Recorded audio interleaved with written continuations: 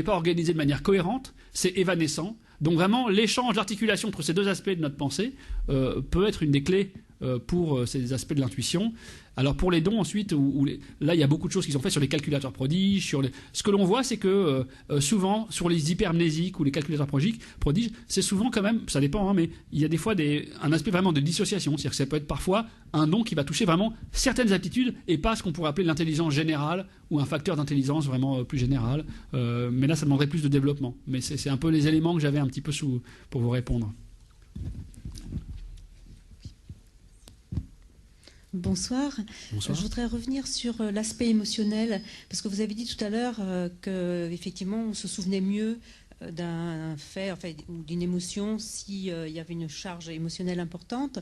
Mais je crois aussi que si l'émotion est du domaine de la peur, par exemple, du stress, ça peut avoir l'effet inverse, c'est-à-dire qu'on oublie complètement ce qui s'est passé pendant la période où on a été traumatisé et stressé. Alors c'est là aussi une très bonne question parce que donc je ne suis pas psychiatre, mais c'est une question qui m'intéresse aussi. Et il y a deux éléments de réponse qui me viennent à l'esprit. Premièrement, c'est qu'on a un mécanisme psychologique qui s'appelle le rejet conscient. Et c'est un point important, je ne parle pas du refoulement freudien, je parle du rejet conscient. Donc on a l'aptitude et il y a des expériences qui visent à le faire, à voir comment est-ce qu'on peut rejeter une information mémorisée, pour X raisons, parce qu'on ne veut pas la mémoriser. Et imaginons pour un contenu émotionnel. Et ce qui se passe, en fait, on commence à voir un peu la mécanique cérébrale de ce qui se passe. Quand on fait une opération de rejet conscient, il y a des chercheurs américains qui s'appellent Anderson notamment, qui a fait des travaux là-dessus, qui montrent que lorsqu'on fait du rejet conscient, par exemple, on vous demande, c'est pas de l'émotion là, mais on vous demande d'apprendre des listes de mots arbitraires ensemble. Je sais pas, on vous dit cheval, tiroir ou n'importe quoi. Donc vous créez un lien qui n'existait pas, qui était arbitraire. Vous apprenez ça massivement pendant plusieurs jours, voire plusieurs semaines. Et au bout d'un moment, sur la moitié des mots, on vous dit maintenant, vous allez oublier cette association. Vous essayez de l'oublier. Et ce que l'on voit, c'est qu'ensuite, quand on reteste les sujets, on voit que quand ils ont voulu oublier, ils ont fini par oublier. C'est-à-dire qu'effectivement, lorsqu'on leur demande ensuite de se rappeler ce qui avait été mémorisé, ils sont moins bons que sur les mots dont on ne leur a pas demandé de faire cet oubli. Et quand on voit en imagerie cérébrale, on voit qu'ils activent leur cortex préfrontal pour inhiber l'hippocampe, qui est une région d'entrée de stabilisation de la mémoire. Donc on commence à voir que le rejet conscient, ça existe. Et d'emblée, je veux le dire, le rejet conscient, c'est pas du refoulement. Tout l'intérêt du refoulement freudien, c'est d'imaginer un mécanisme pareil qui opérait à l'insu du sujet, qui opérait de manière inconsciente. Donc les auteurs, notamment dans leur première publication, ont joué un peu, des fois c'est un peu de bonne guerre, pour publier dans Nature ou Science, le refoulement freudien. Alors que évidemment, si vous prenez Freud au sérieux, c'est pas du refoulement, c'est du rejet conscient. On sait que ça existe, ça n'enlève pas une qualité au travail, mais c'est pas ce qui était visé, ce qui était d'ailleurs critiqué par d'autres gens ensuite. Mais deuxième élément de réponse. Donc vous avez effectivement des capacités à rejeter quelque chose qui vous fait souffrir. Mais si on prend maintenant la situation qui est bien connue des psychiatres d'urgence, une fois de plus que je ne suis pas du tout, c'est que toutes les situations d'agression avec un choc émotionnel très fort. Ça veut dire agression, viol, terrorisme, accident d'avion, etc. Eh bien, dans toutes ces situations, il y a des prises en charge en urgence de ces patients sur le plan psychologique. Et ce qui semble être le cas, c'est que dans un premier temps, on avait souvent poussé les patients à parler de leur émotion pour la rendre pour la verbaliser, pour pas la laisser enquister de manière intérieure. Et on voit bien de quoi ça procédait. Mais il semble en fait que, à trop vouloir verbaliser à la phase initiale, on va augmenter la mémorisation de cet événement et on risque d'augmenter en fait le niveau de stress post-traumatique, ce qu'on appelle les PTSD, les post-traumatic stress disorder. Et aujourd'hui, certaines équipes, ce qu'ils font, c'est qu'à la phase aiguë, donc vraiment sur le lieu en fait de la scène, il y a un traitement pharmacologique des patients.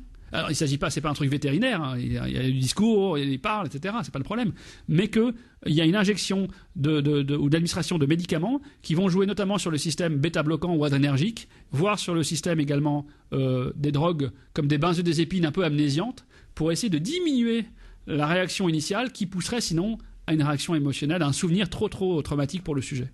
Donc je crois que c'est une question complexe. Il y a à la fois des armes comme le rejet conscient, mais il y a clairement une information qui s'accompagne d'un choc émotionnel très fort, d'emblée, va s'inscrire dans le système nerveux et dans la mémoire du sujet, dans sa biographie de manière extrêmement forte.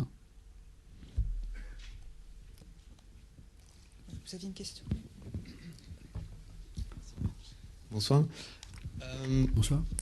Je voudrais avoir votre avis ou peut-être les dernières nouvelles de quelque chose que j'avais lu qui me paraissait assez invraisemblable.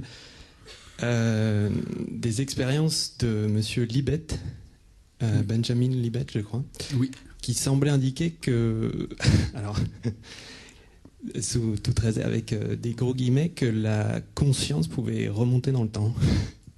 Oui, alors, en effet, vous avez raison. Benjamin Libet, en fait, c'est un neurophysiologiste qui vit à San Francisco et qui a publié dans les années 80 une expérience qui a eu un retentissement extraordinaire sur les neurosciences de la cognition et notamment sur un aspect qu'on appelle le libre arbitre ou le free will, le libre arbitre. Est-ce qu'on est responsable, conscient de nos actions? Est-ce que nous sommes nous-mêmes les initiateurs de nos intentions conscientes, notamment dans les actions, dans les gestes? Et donc l'expérience de Libet est une expérience en fait très simple. Vous demandez à un sujet assis à une table d'appuyer sur un bouton. Mais d'appuyer sur un bouton au moment où il aura décidé d'avoir envie d'appuyer sur le bouton. Et puis, vous enregistrez son EEG, donc l'activité électrique cérébrale. Et puis, dernière chose, vous mettez devant lui, face à lui, un cadran d'horloge avec une horloge qui tourne assez vite. Et vous lui demandez une seule chose, c'est de dater le moment de sa prise de conscience de l'intention motrice. Vous datez votre volonté de bouger votre doigt, d'appuyer sur le bouton. Donc on fait ça, on demande au sujet, à quel moment vous avez eu envie, avant d'appuyer même, d'appuyer. Et le résultat vraiment spectaculaire de Benjamin Libet et de ses collègues, ce fut de montrer la chose suivante, c'est que, évidemment, on sait que lorsque vous activez votre cortex moteur, il y a un temps de conduction dans la moelle épinière, ensuite dans le nerf périphérique, l'activation du muscle, tout ça, ça va prendre à peu près 150 millisecondes. Mais ce que l'on voit, c'est que les sujets, lorsqu'ils dataient par rapport à l'horloge leur intention, il y avait une réponse électrique cérébrale qui indexait déjà la naissance d'une préparation, de ce qu'on appelle la préparation d'une réponse motrice latéralisée, environ 300 à 400 millisecondes avant le moment qui était présenté par les sujets. Autrement dit, parfois, on va dire, jusqu'à une demi-seconde avant, on pouvait dater. Et cette distance semblait suffisamment importante pour dire que ce n'est pas un problème d'artefact de mesure. C'est que réellement, le moment où le sujet date sa prise de conscience volontaire, il y a déjà en fait cette réponse qui est programmée. Alors, vous imaginez, quand vous découvrez, peut-être comme ce soir, cette information, vous vous dites alors, donc en gros, on peut ressortir des citations de Spinoza extraordinaires en disant nous pensons être conscients de nos actions uniquement parce que nous ignorons les causes par lesquelles nous sommes conduits à les faire et que nous croyons simplement que c'est ça notre liberté. Mais si on ne sait pas la cause d'une action, c'est pas pour ça qu'on est maître de cette action. Donc il y a évidemment tout un courant de recherche là-dessus. Il y a une collègue, Angela Sirigu, à Lyon, qui fait pas mal de travaux aussi là-dessus, très intéressants, et beaucoup d'autres collègues. Il y a quand même disons, pas des bémols, mais pour bien comprendre de quoi il s'agit. Évidemment que vous êtes capable d'avoir un plan d'action mentale organisée, volontaire, qui fait que vos actions sont cohérentes et que ce n'est pas une succession de hasards qui se passe malgré vos décisions. Donc qu'est-ce qui se passe?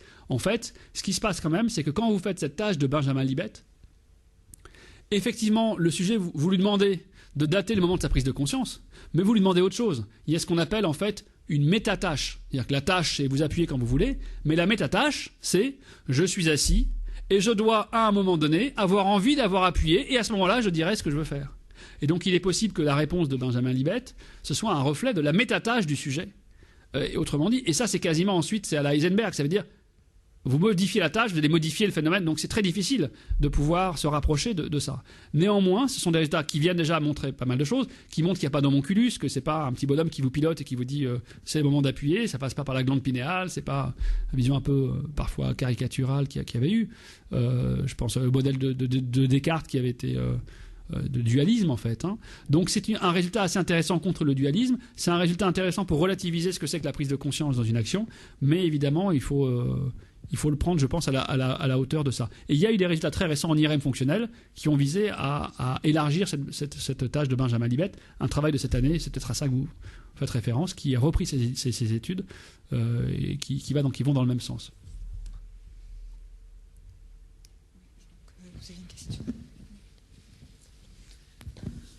Oui, bonsoir. Bonsoir. Je voudrais vous poser deux questions.